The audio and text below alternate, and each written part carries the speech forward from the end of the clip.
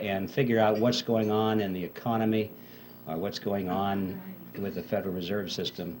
See, what Epictetus did is what is so commonly done with the experts in this field, is he took a relatively simple concept, but by the time he was through explaining it to us, we didn't have the foggiest idea what he was talking about. All he said, basically, was that appearances can sometimes be deceiving. That's all. We all know that.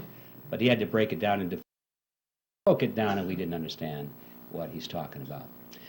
Nevertheless, I thought that this statement by Epictetus was a brilliant clue for an outline or a theme for my presentation.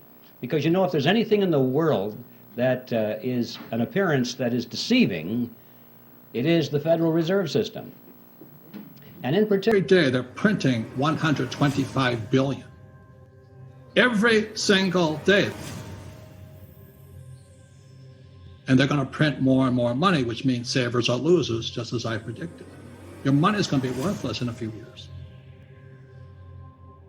It's a real problem of this crisis started back in 1904, when the richest guys on earth took over the education system of the United States. They formed a thing called the General Education Board. It was formed by guys like Rockefeller and J.P. Morgan. And what they pulled out of education was financial education. And so the reason they could rip us off, as you and I know, is via the mechanism of money.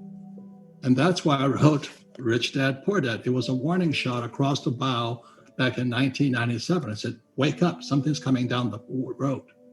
So we're here right now. This is the biggest transformation in the history of the world. It's from industrial age to information age. If you're losing money right now, the problem starts in what you were taught in school.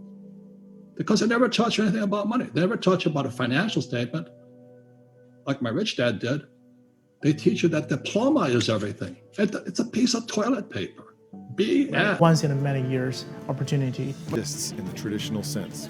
There's never a line at the few remaining ATM machines, no one carries a wallet, and fewer still write checks or carry dollar bills, credit cards, or coins. Instead, there's a radical new type of currency exchange used to pay for everything. I don't need to carry a wallet at all. I mean, literally no cash at all. So you don't carry any cash? No.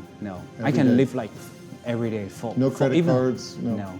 From the earliest days, Ripple kind of staked out a space that said, look, we're not anti-government. We're not working against the banks. We're not trying to circumvent regulation. Instead, we're trying to work with the system. We think the blockchain revolution is really happening, can happen from within the system. It's not going to be attacking the system.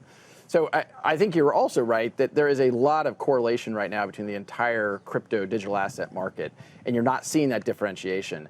I think that's just a matter of time as people better understand the different use cases, as people better understand the utility and the problem that's being solved with these different digital assets. There's obviously been a lot of noise, a lot of hype, and I think it's incredibly important that we stay grounded in, like, what's the real problem? Who's the customer? What's the value being created by solving that problem for those customers? In a world of the internet, you can stream video from the space station. You should be able to do real-time settlement between banks, and we sell technology to banks to do that. And the banks are getting on board with this because they know there's a lot of paper pushing and also a lot of money attached to those settlements. For sure. So we have over 100 banks working with Ripple today around the world.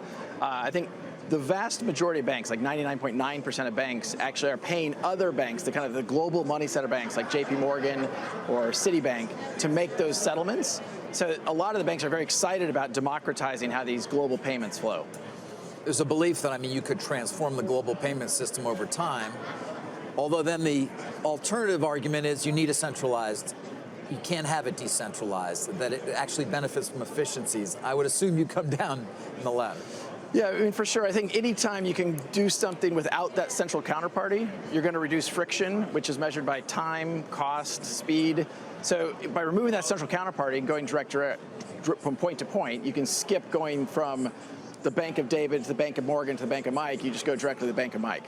So if the immediate opportunity is efficiencies in this area of the actual kind of nuts and bolts sort of plumbing of the financial system, how does that relate to the value of the Ripple tokens or of the Bitcoin or cryptocurrencies? They're taking on a separate life, it seems, from the future of adoption of this technology. It's a great point, and I think one of the things we all have to remember is that the value of a token over the long term is really going to be derived by its utility. What problem is it solving? How big is that problem? How many customers do you have? There's no question there's a lot of hype in this system, and I don't actually think that's a good thing. For Ripple, we use this digital asset called XRP to settle liquidity needs between banks. So today there's $27 trillion parked at different banks around the world so they can make payments between each other. Our view is you can use a digital asset like XRP to do that in real time. Because XRP has been so efficient, it settles a transaction about 3 seconds compared to Bitcoin. So it just passes 1 hour. through that currency for that period of time. That's correct. What is it that these people know that you don't? Truth is, your equation is all wrong. Here's the two-dimensional equation that you've been taught. Money equals salary earned from a job. Past a certain point, the prospect of getting a job becomes the sole purpose of your education. So what's wrong with that, you ask? I'm gonna assume that if you're watching this, you want to make money, a lot of it, and in as short amount of time as possible. If